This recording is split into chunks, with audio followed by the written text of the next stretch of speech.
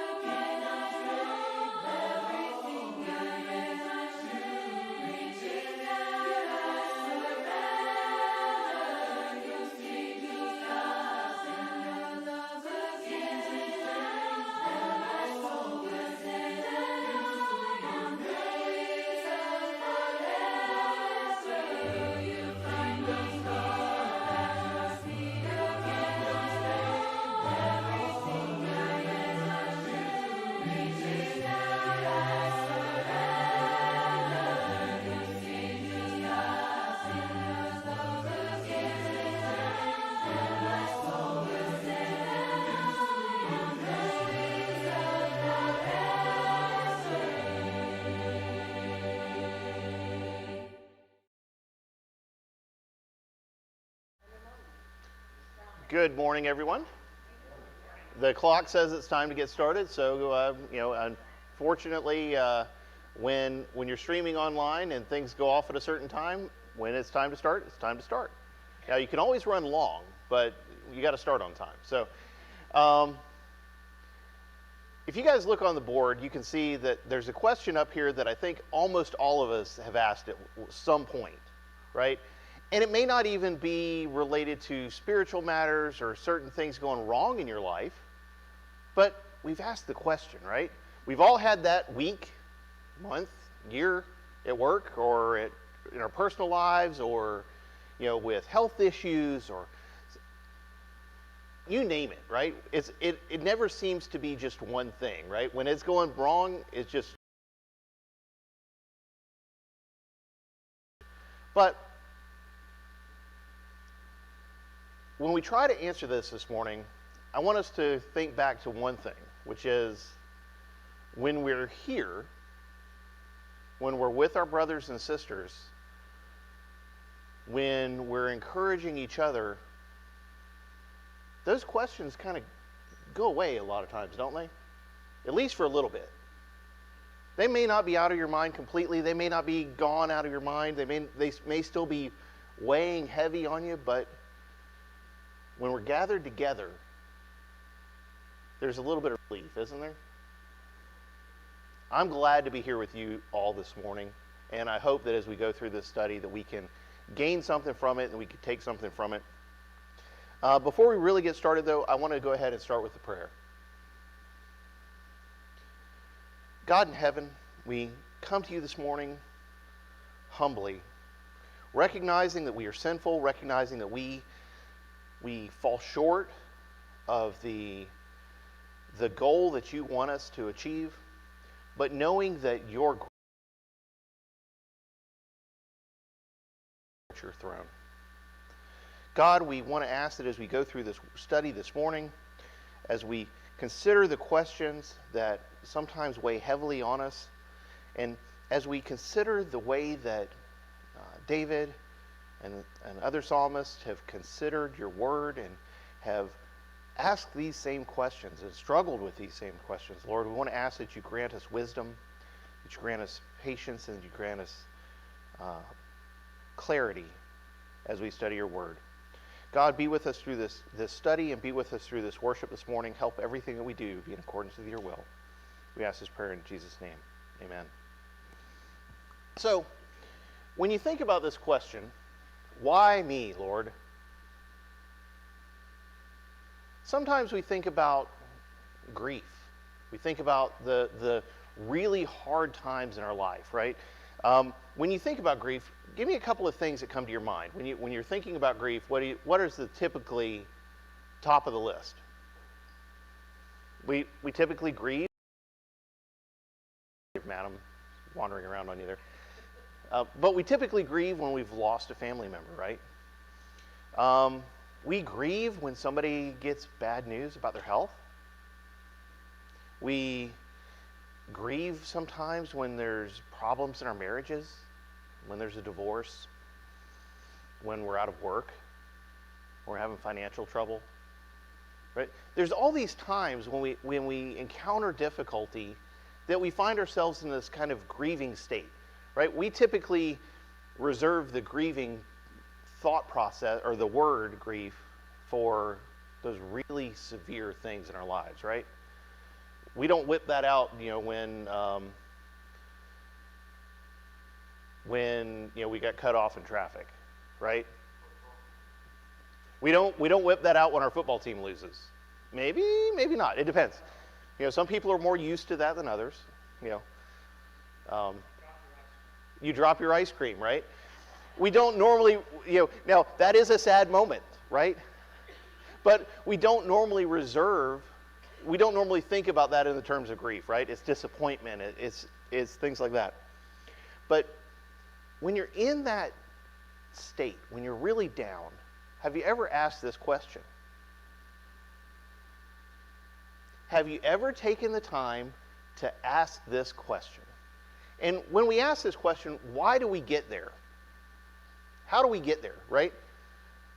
We're not unique.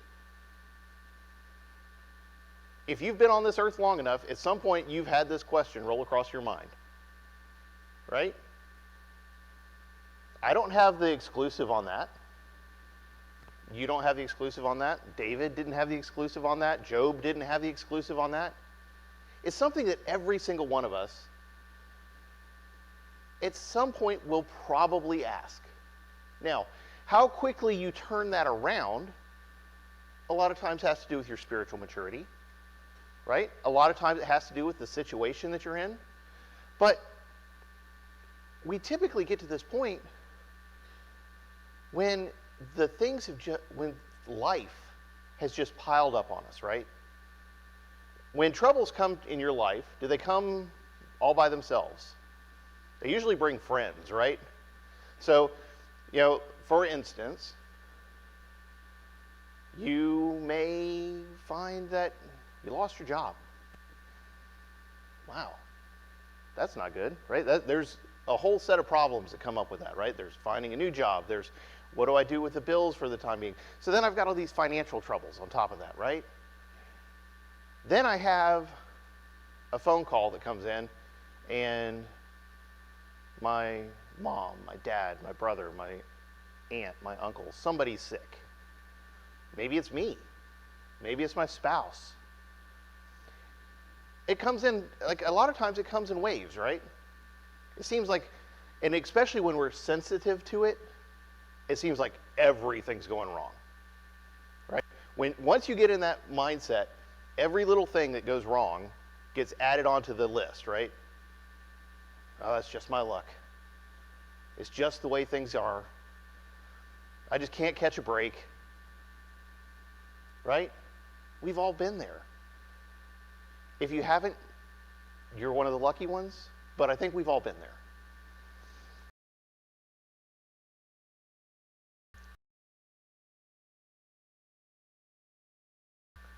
And things piling up on you. A lot of times we think back to who in the Bible? Job. I mean, this morning. I don't think we have time for that. But I do want to kind of give you a quick summary just to kind of bring things together, right? So, Job's sitting at his house. And again, this is between verse 13 and verse 21 of the first chapter of Job. He gets a report that his oxen are gone, his donkeys are gone, his sheep are gone, his camels are gone, most of his servants are gone, and his children are gone. In one day. Talk about piling on, right? One of those you could have brushed off, right? You could have gone, man, that's some bad luck. I knew those Chaldeans were out there, and, I knew that eventually those camels were going to get picked off, right? You can deal with one of those, yeah.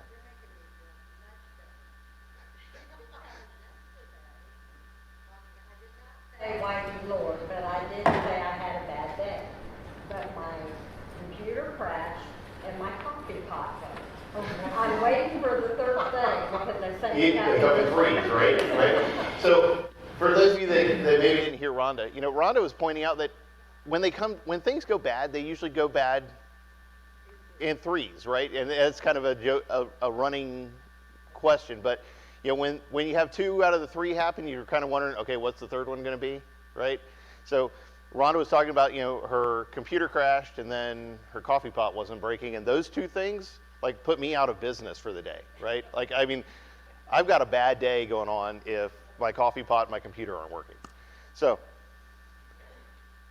but by the time we get to, did it stop there? So that first day, was that the end of the story for Job? No, we recap, we go back, Satan and God have another conversation, and guess what happens? Now his health goes. It's like, really? Why? I can't get a break. I mean, you can just picture Job, and if you read through the next 40 chapters almost, what do you see? You see Job asking this question over and over and over. And his friends going, why you? Right? Like he's asking, why me? And they're going, why you? What have you done wrong? Right? So when we think about that, by the time you get to the 3rd chapter of Job, Job is in what we call full lament. Now, lament is a word that we don't use a ton either, but it's feeling sorry for yourself. It's crying over something. It's being in pain over an event or things going on in your life. When we talk about Psalms, and you talk about Psalms of lament, they're typically broken down into 3 parts. And this is going to be important for our study this morning, so I want to cover it briefly. There's typically a problem statement, right? So what's wrong, right? There's a request, and then there's a follow-up on a trust in God to deliver them from that problem. So when Job reaches full lament, he gets to the point where he goes, and I'm going to, from chapter 3 of Job, Job actually breaks down and says, may the day I was born perish, and the night that said, a boy is conceived. Job was like, look, things have gotten so bad, it would have been better if I wasn't here in the first place. Right? That's pretty dark. That's a dark time in your life when you go, man, it would have been better if I just wasn't here. If I had just reset and not even been here in the first place. So this morning, I want to take a look at 2 different Psalms of lament. Again, these are things that are, when things are piling up on you, we have a tendency to ask this question, right? So, is it any surprise that we see these questions asked in the Bible? Were these people that much different than us? Do they have the same problems in their life, the same faults, the same opportunities for sin, the same failures? They did. So let's take a minute and learn from these Psalms a couple ways to answer this. And I am not going to answer that question in your situation. But what I want you to understand is that as we look at this question and as we think about these things, that there's a pattern here that we can all use to help reach a resolution. Okay? So if you will, let's start off in Psalms chapter 13. We're going to start off with verse 1.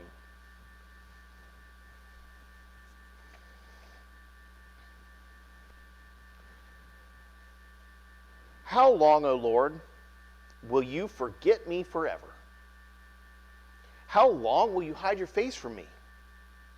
How long will I store up anxious concerns within me, agony in my mind every day? How long will my enemy dominate me? We're having a rough day. We're having a rough week, month, year. We're dealing with, a cancer. We're dealing with an illness. We're dealing with some long-term problem.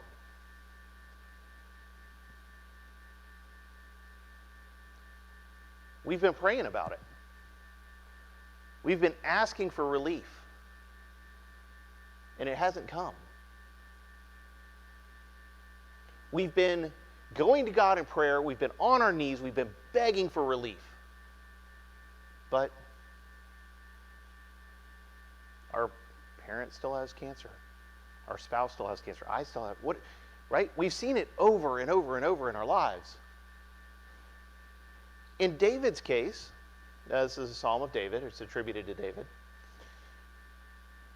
David was dealing with actual physical enemies who wanted to see harm done to him from his own family. We'll just add that in there just to add insult to injury, right? And we look at this and we say, he's worried about what's going to happen to him. He's worried about the fact that his enemies are trying to defeat him. He's worried about the situation that he's in. And his prayers aren't being answered. Have you ever felt forgotten? maybe not by God, but have you ever felt forgotten? Maybe it's a birthday, maybe it's an anniversary, maybe it's you get passed over at work for a promotion, right? But when you feel forgotten, it hurts, doesn't it? Have you ever been in that situation like David, where you've been on your knees and you've been in prayer and you've been asking for relief and it hasn't come? It gets hard. You know, I think of a young couple that was once a part of a small group that I was involved in, and they had been praying for a child for years. They had done all the treatments and just nothing. And it was hard on that young couple. It put them through just agony every time they had a little bit of hope and it was snatched away. It's hard when you get to the point where you feel like, I've been praying about this so long that I feel like God's turned around. He's hit his face. He's not paying attention to me. That hurts, doesn't it? Do we feel that way? When you're in that situation and you've been praying, it hurts. Because you feel like, God, I know you have the power to do this. I know it is within your power to make this problem go away.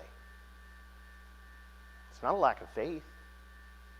But maybe after you've been praying a while, maybe you start to doubt that, right?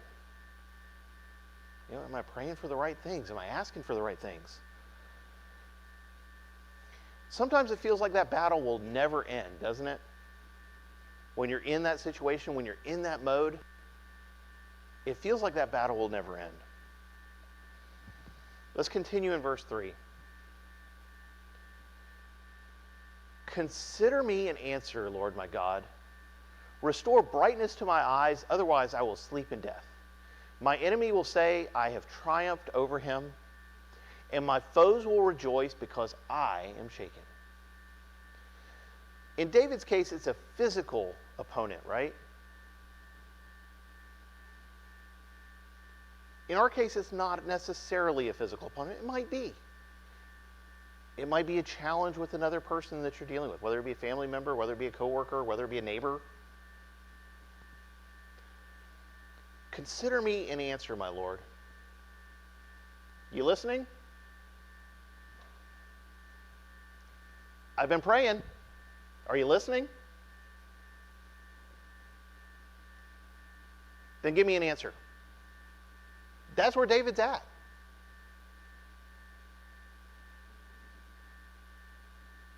We think of this as sacrilegious to go to God and say, hey, how about me? I've been praying. But guess what? We see it. We see it with Job. We see it with David. We see it over and over. But we see David has reached that point. We see in the next little piece there, it says, restore brightness to my eyes. Looking around the room, I don't think I see anybody with a serious gambling problem. Maybe there is. But have you ever caught a professional poker match on television? Maybe you have, maybe you haven't. But what do you see a lot often with these professional poker players? They're sitting inside and they are wearing the darkest pair of sunglasses you have ever seen in your entire life. They are wearing sunglasses. And why are they wearing sunglasses? You've got a royal flush. Eyes are telling, aren't they? And even little things about your eyes, right? So again, if you've played cards with your family, when you have that card in your hand that you know you're about to win with, you keep glancing down at it. You keep watching certain things to see if somebody else is going to do something before it gets to your turn, right? You know that you're about to go out. You're playing Uno, and you know you got that last card, and you know there's nothing anybody can do about it. You're just waiting your turn, right? Now, your eyes tell stories like that, right? Eyes are really, really, really bad at keeping secrets. If I look around this room this morning and I see somebody whose eyes are a little down, can you see that? When you're talking to somebody, what typically tips you off that they're maybe in a bad place?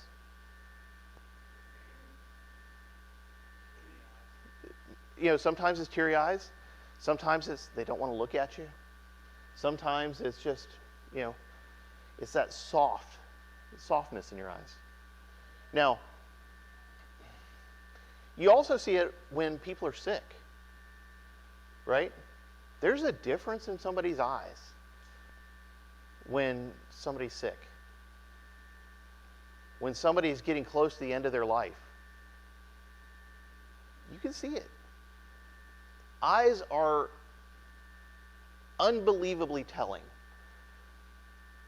When you look at somebody in the eyes and you can see so much emotion in something that's so static.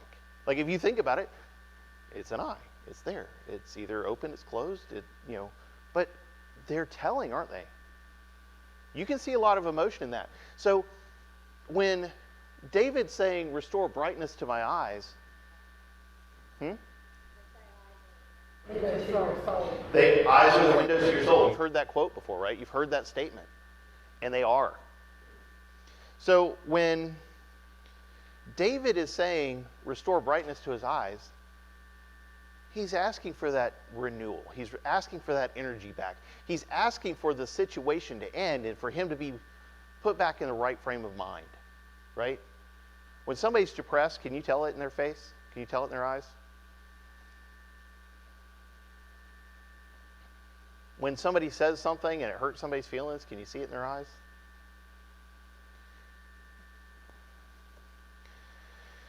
In David's case, he's dealing with a physical enemy, right? So these next two verses, or this next verse, David is asking for relief because he doesn't want the enemy to win. He doesn't want his enemy to be able to say, I got him. I own him. He's mine.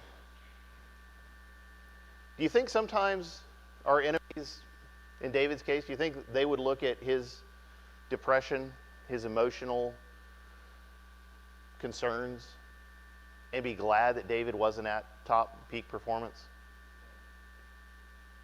Yeah.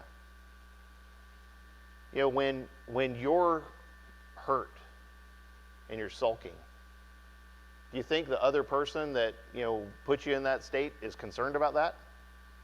Do they care? They're just glad you're out of the way, right? So this is the situation that David finds himself in.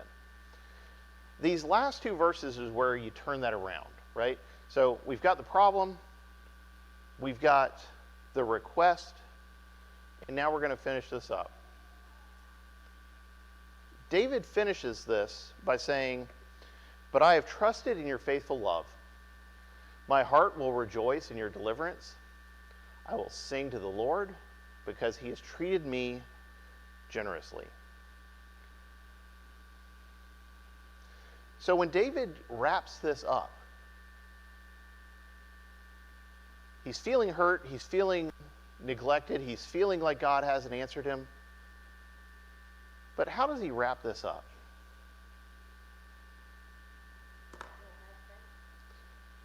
he wraps it up by going back to his faith. He ties it all together by saying, you know what? You've taken care of me in the past. You're still God. When you do deliver me from this, it's going to be great. It's going to be amazing. It's going to be great when I get to the other side of this problem, when it gets to the other side of this issue. Do we know when that's going to be? Does David know when it's going to be? It is. God's answer is not instantaneous, and it is not always yes. But guess what David looks at here? When I get deliverance from this problem, I am going to rejoice in you. And if I don't, I know that you've been there for me all along. I know that you've treated me generously in the past. I know that you've shown me your love in the past.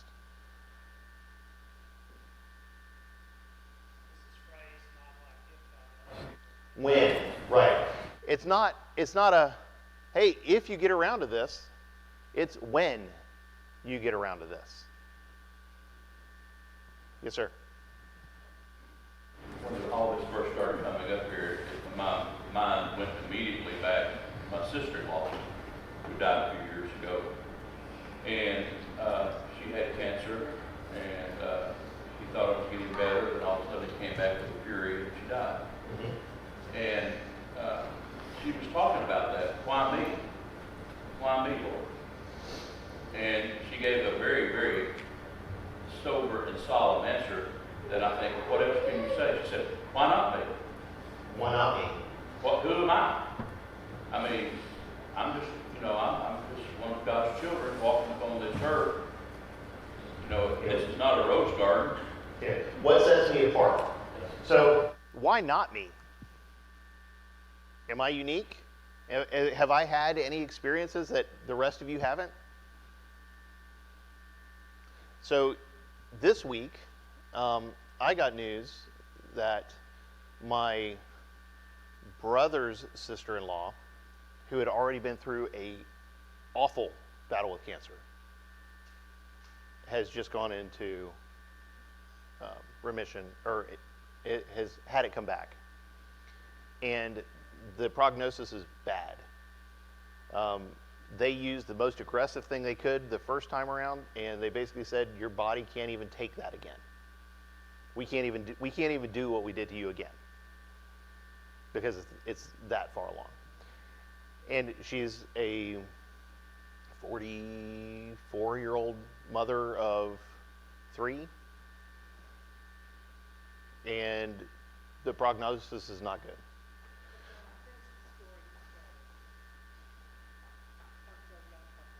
So the young couple that I mentioned earlier is the opposite side of that story, because after years and years and years of praying, they were blessed with a beautiful baby girl.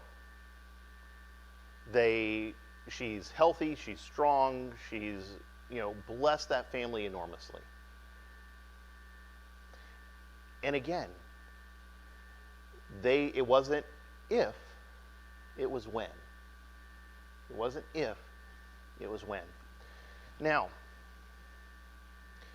I'm going to change gears just a minute here before we look at this next psalm. So,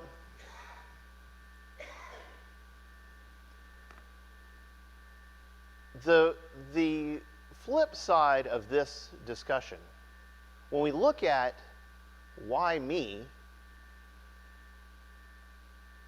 sometimes why not me, right? We talked about that. The flip side of this discussion is, why them? Why are you helping that guy? I mean, God, I have been in church my entire life. Why does that guy have a mansion? Why does that guy, right? That guy is one of the worst humans on the planet. And he's got like a 300-foot yacht. What am I doing wrong?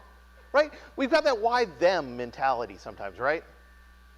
So, I'm going to use a couple of names here that some of you may have heard of, some of you may not have heard of.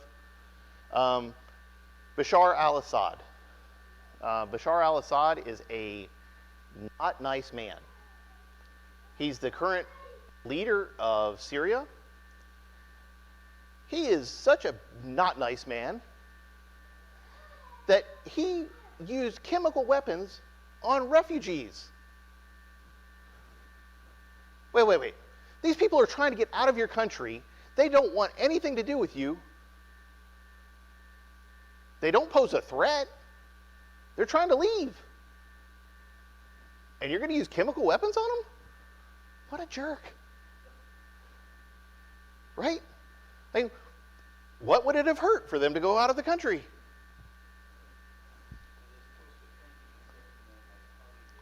Well, it's a party gift, right?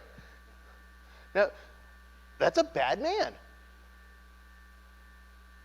What would you think if I told you that his net worth is over $100 billion? That is a bad man.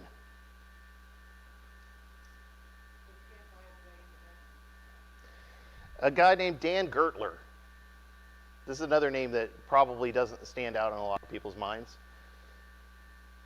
Dan Gertler invested $25 million in South Africa to make sure that a certain party won. Because guess what he wanted to do? He wanted mining rights to diamonds. And guess what he got from it? Mining rights to diamonds. Have you heard of conflict diamonds, blood diamonds? This guy's the reason for these.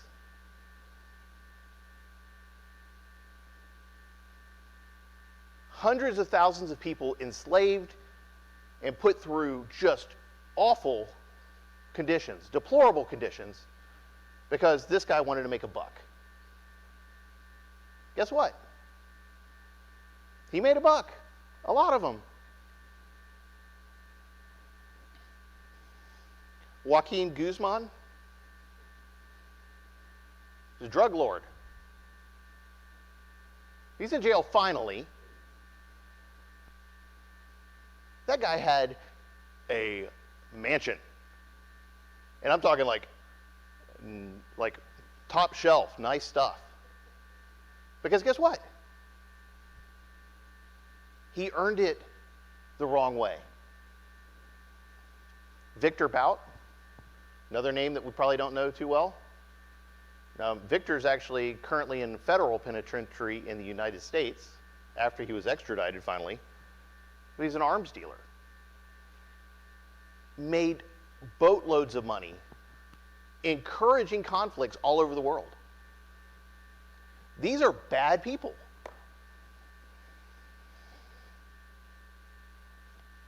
Could you look at these people and go, why them? Now, two of the four of them, things have already come back around for them. But only two of the four. So two of those guys are still living it up. Why them? So let's look at this next psalm. God is indeed good to Israel, to the pure in heart. True, right? God's taken care of Israel in the past. But as for me, my feet almost slipped, my steps nearly went astray, for I envied the arrogant, and I saw the prosperity of the wicked. Have we been there? Have you seen somebody that was doing better than you, even though you were doing the right things? Maybe it's somebody that got a promotion at work that you're thinking, that guy is a backstabbing slimeball. Right? But he got the job and you didn't. Why him? It's not a new problem. You know, crime lords and arms dealers and dictators, it's not a new problem. The psalmist here is dealing with the same thing. He's seen them, and he realizes that he envies them. We may not envy a drug dealer. We may not envy an arms dealer. We may not envy a dictator in a foreign country. What about your neighbor? What about your coworker? What about your boss? What about, right? What about somebody that's sitting in the pew next to you that seems to be doing a little better than you? Yeah, come on. Sometimes I thank God that He didn't allow me to be in that position, because I don't know how I would have responded if I had the money, the power, and all that fame like they do. I don't know if I'd be the one that said to give it all to the church and, spread the gospel. Yeah. So, and we see that too, don't we? We see in the Bible, what did Solomon do with his wealth?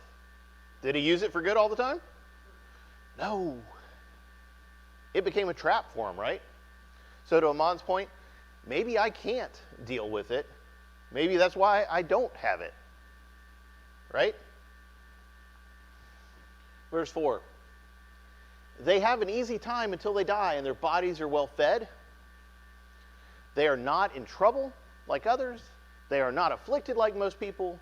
Therefore, pride is in their necklace, and violence covers them like a garment. Again, talking about these bad people, right? They're wearing their violence as a badge of honor. Their eyes bulge out from fatness. The imagination of their hearts run wild. The imagination of their hearts run wild. If they can think it, they can do it. Again, going back to the example of Solomon, right? Did Solomon have a money problem if he had something come through his head? Nope. In fact, he admits that I've tried everything under the sun, right? They mock and they speak maliciously. They arrogantly threaten oppression. They set their mouths against heaven, and their tongues strut across the earth. Not only are they mocking other people, not only are they setting themselves above everyone else, they know they can threaten other people.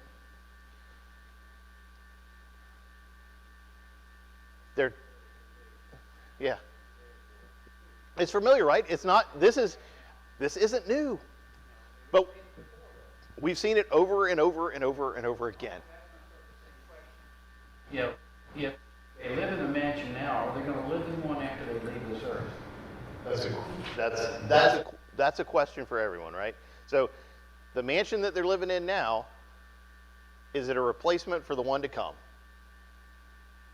Is it even on the same playing field? They set their mouths against heaven, and their tongues strut across the earth. We see this in the Babylonian conquest of Israel, right? You see that they're challenging the fact that God even exists. They're speaking bad about God, and nothing happens. Verse 10. Therefore his people turn to them and drink in their overflowing words. The wicked say, how can God know? Does he know everything? Does the Most High know everything? Look at them. The wicked, they're at ease and they're increasing their wealth.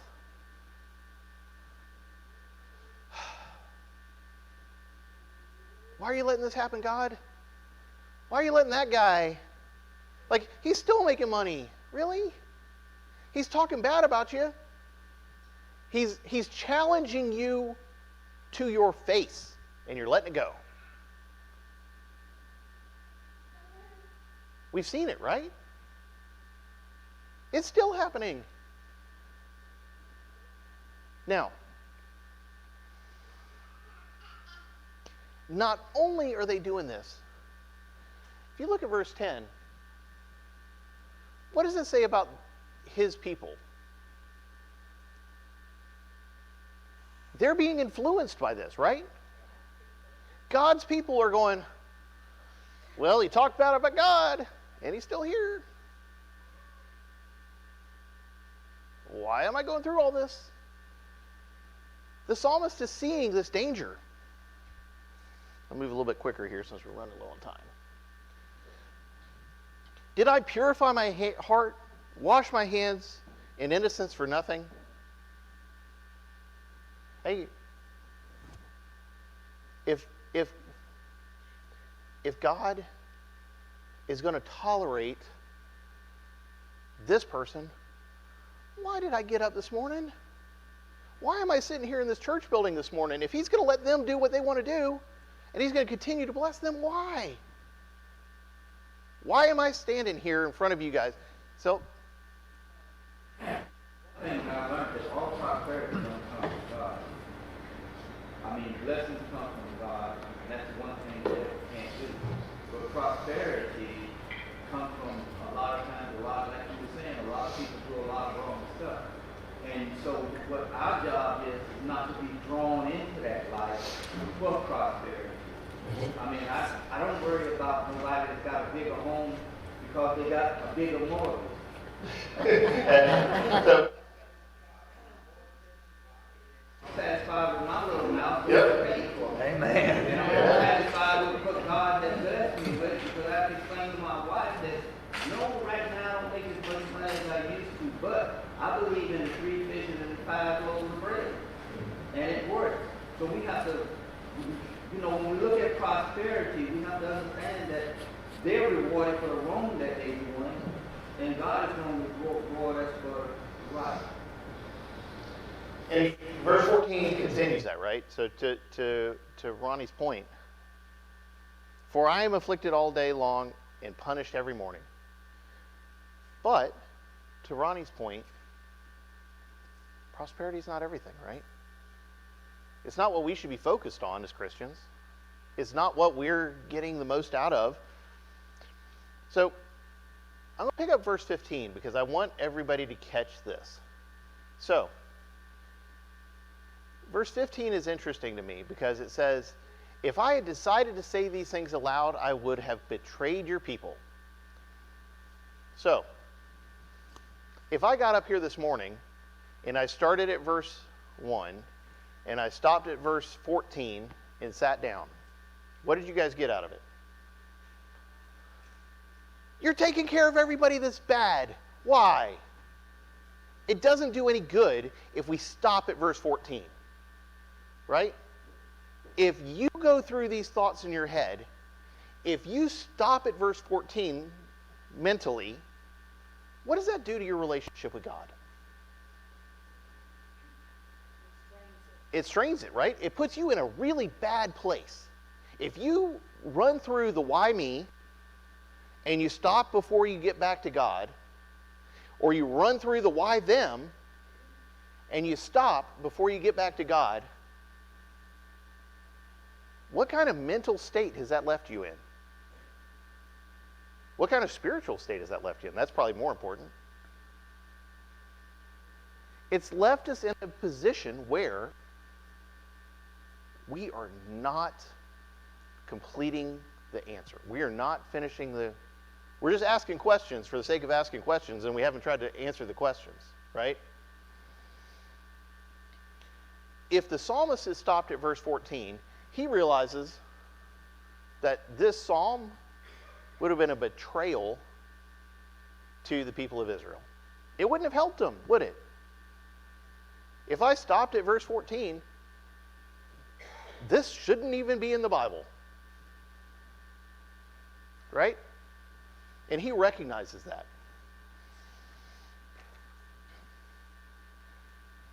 Verse 16. When I tried to understand all this, it seemed hopeless.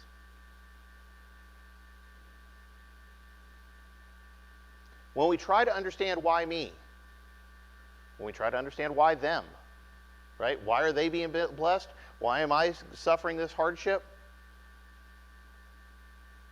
Is it easy? Is it easy to take that next step?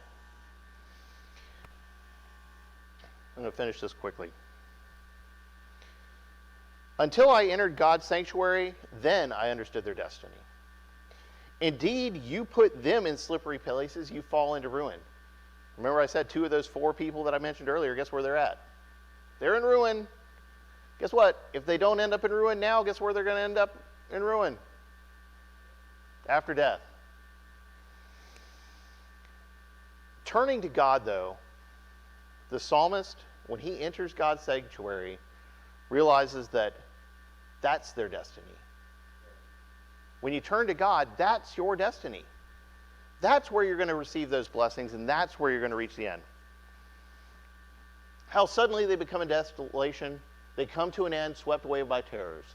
Like one waking from a dream, Lord, when arising, you will despise their image. To close really quick, in the end, when we leave this earth, when we leave this terrestrial sphere, will it matter how much money is in your bank account? Will it matter the size of your house? Will it matter how big your yacht was? Will it matter if you had a yacht? No. Job sums it up pretty succinctly, and I'm going to leave us with this. Naked I came from my mother's womb, and naked I will leave this life. The Lord gives, the Lord takes away. Blessed be the name of the Lord. Blessed be the name of the Lord. Thank you, everyone. I appreciate your attention.